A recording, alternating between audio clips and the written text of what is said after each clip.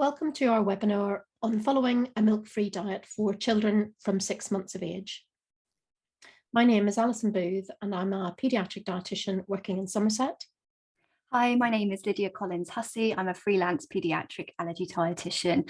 I sit on the committee of the Food Allergy Specialist Group from the British Dietetic Association, and I also work for Allergy UK as a clinical dietetic advisor a couple of days a week.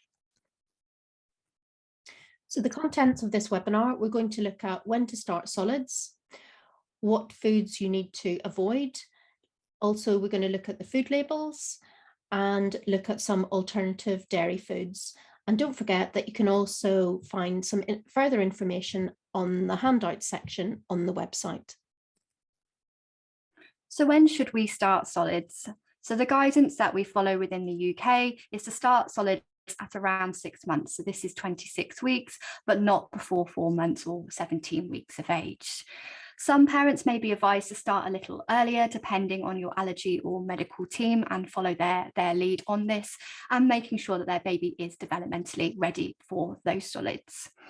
If you are starting under 6 months of age, you can either use express breast milk or your child's infant formula or prescribed formula to mix with baby rice, fruit, or vegetables. And we also want to look for the signs that your baby is ready to start having solids. We're going to look and see whether or not they're able to sit up and keep their head and neck steady, which is important so that they're not falling about all over the place when you're trying to offer them a spoon. Also that they have good hand-eye coordination, and also that they're able to swallow food rather than spit it out, so that they have lost their tongue thrust reflex, which is really important when you want a baby to be able to take food into the mouth and be able to swallow it. And looking at some of the foodstuffs that we need you to avoid. So all of these things mean that there is milk in them. And some of the things just to highlight are casein and whey, which are the milk proteins. But essentially everything on this slide means that that contains milk, and those are things that you need to avoid.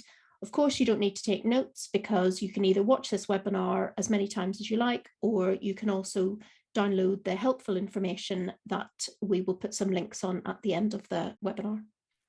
So moving on to understanding food labels in a little bit more detail, we've given you a couple of examples here. So particularly looking at breakfast cereals, as we quite often see accidental exposure or reactions when we introduce cereals, because often they will contain milk protein in them. So in the UK, we follow labelling guidelines around the 14 main allergens. So the 14 main allergens include milk, and you can find more information about this on the Food Standards Agency. But the 14 allergens can also include things like wheat, egg, fish, peanut, tree nuts, and so on. But going back to this example, you can see in the first picture, the Ella's banana baby brekkie, you can see that it contains organic whole milk natural yogurt. So this will clearly be emphasized in bold. So when you look at the allergens, they will always be in the ingredients list and will either be in bold, underlined, or in italics. So these examples, they are in bold. For the second ingredient or the product, you can see that the milk is in the product twice here with skimmed milk powder, so it's in bold there, and it also contains demineralized whey powder, which Alison mentioned earlier is a milk protein and will have milk next to it in brackets.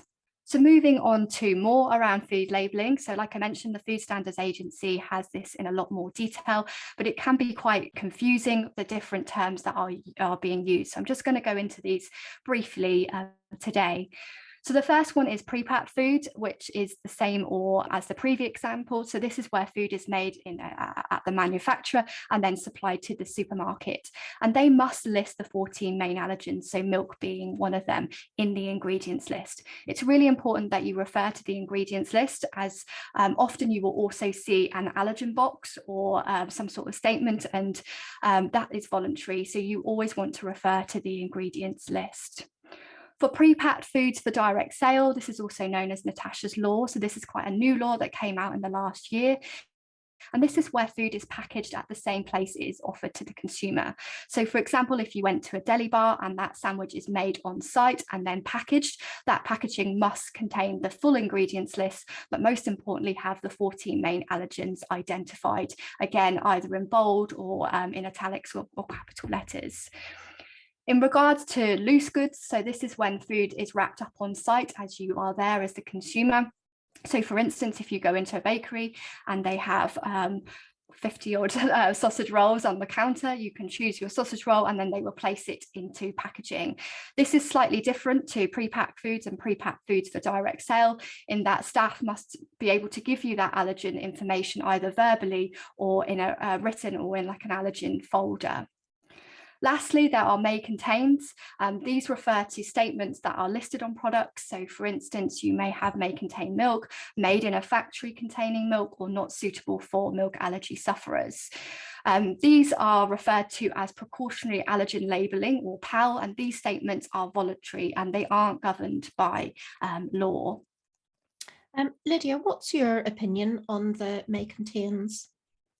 Yeah, so may contain can be particularly tricky to navigate, and you'll find that different healthcare professionals and patients will, there will be variation amongst kind of understanding these statements. The Food Standard Agency is working on this at the moment, so I think in the future we're going to see a lot more change around this and more guidance is needed, because it's still a confusing area and we often will see blanket statements stuck on products that may not necessarily be at risk as well. For our milk allergy patients, so particularly non-IG mediated, so delayed response, in my practice, we often will, I will advise that may contains can be used. But it's really important that you speak with your allergy team or medical team around this, or your dietitian, healthcare professional, because each child is different. You know, each child has an individual history with different symptoms. Thanks, that's helpful. So as Lydia was saying, you don't want to get caught out with some of these products. This is just an example. So we've got Bird's Original custard powder, which doesn't list milk on the ingredients, although it is listed as a may contain milk, versus the Bird's Instant Custard, where you add water to it, and that will definitely contain milk, and milk is listed on the ingredients. So it is really important that you check the label every time you buy something, because products can look very, very similar, but actually they're really quite different. Yeah, this is a great example for this, and also a great example for that may contain, that it might not always be suitable. But what we do know about may contains, as I was saying earlier, is that it can be used in some of our patients, and it does open up options a little bit more for consumers. So when to use alternative milks. So these can be added to solids from 6 months of age, such as mixing in with dry porridge type of food, but they shouldn't be used as a main drink until your child is 12 months of age. And it's important that babies are given either breast milk or specialist formula as their main drink until they're 12 months of age. And specialist or prescribed products are generally discontinued at 12 months of age, although of course you can continue to breastfeed your baby for as long as you wish. And the current guidance or recommendation is that you would continue to breastfeed your baby up until they're 2 years of age. So in terms of the alternative milks, as mentioned, these can be added into food from 6 months, but not as a drink until 12 months. And there is many out there. We've just listed a few here, and they do really vary in terms of nutritional content. They are not equal. So, you know, we're not recommending certain ones here. It's just to kind of show that the variety of products that are out there. So when we're looking at alternative milks, ideally we want to go for more soya, pea or oat versions because they've got more protein in them, particularly soya and pea, compared to, for instance, almond or hazelnut milks, which are a lot lower in protein and energy, and wouldn't really recommend these. You will notice that there are many different alternatives in terms of advertising. So for instance, you can see here that we've got toddler Pacific milks. We also have unsweetened or sweetened versions, and we also have milk blends. For instance, here we've got oat and hemp milk. So it's being aware of those blended milks, particularly, you know, if you're avoiding certain allergens or other foods as well. It's really important to refer to the ingredients list. Alison, have you got anything else that you'd like to add to this slide? Well, I think it depends really whether or not your child is gaining weight as would be expected.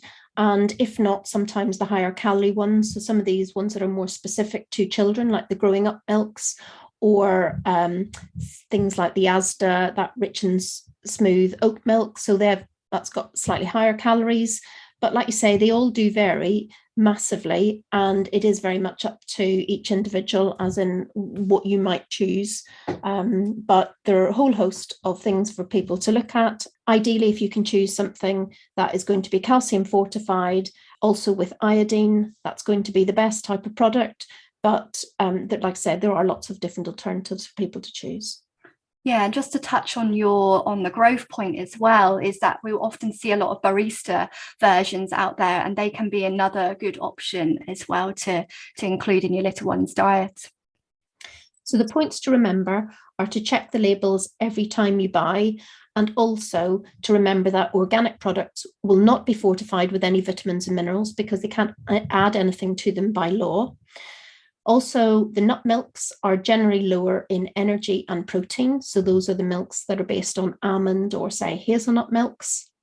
We don't recommend rice milk as a main drink for children under 5, and that's due to the higher naturally occurring arsenic content. And following on from that, it's also important to be aware that blended milks may contain a significant amount of rice milk or other allergens. So it's just being aware that when you pick up a milk that is a blended milk, to look and make sure your child is not going to be allergic to any of those other foodstuffs. So what about other milk substitutes? There's plenty out there. So this is just a few yogurts that are currently on the market. And these are based usually on soya or coconut, and quite often some tree nuts such as almond as well. And these are particularly useful as they will help bring variety to your child's diet, but also get used to different textures as well. So for yogurts, majority of the products will be fortified with calcium, but not many are fortified with iodine. In terms of what you can use with yogurts, it doesn't have to be given as it is. You can add into different meals, into curries, sauces, dips, or make flatbreads out of them as well. So they are a versatile product, and something that I usually recommend that you get into your child's diet quite regularly to help with kind of calcium intake and things and texture. In terms of other milk substitutes, then we've got cheese and we've also got spreads. In regards to cheese, again, there's loads of different ones out there. We've got both hard cheeses and cream cheeses, which can be particularly useful in cooking. Not all of these products will be fortified. So the cheeses are not as good as like the alternative milks in the sense of being fortified, and the yogurt. So it's being aware and double checking those labels. What I will say as well on cheese is we need to be a little bit careful in terms of the salt content because they're quite high. So at this age, guidance is to have no more, or under 12 months, to have no more than 1 gram of salt a day. So just be careful when we're offering cheese. Still offer, but just be mindful of how much is being offered. And in regards to spreads, there are many different spreads out there, and they're usually based on vegetable oils such as olive oil or rapeseed, and they're really useful in baking or just adding toast or a lovely warm crumpet.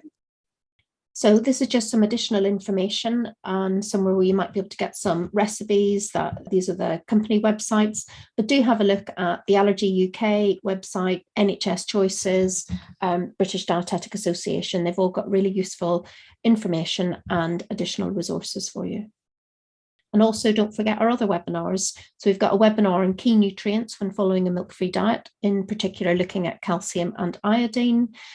We've also got a website on milk challenge and also on introducing other allergens into your diet.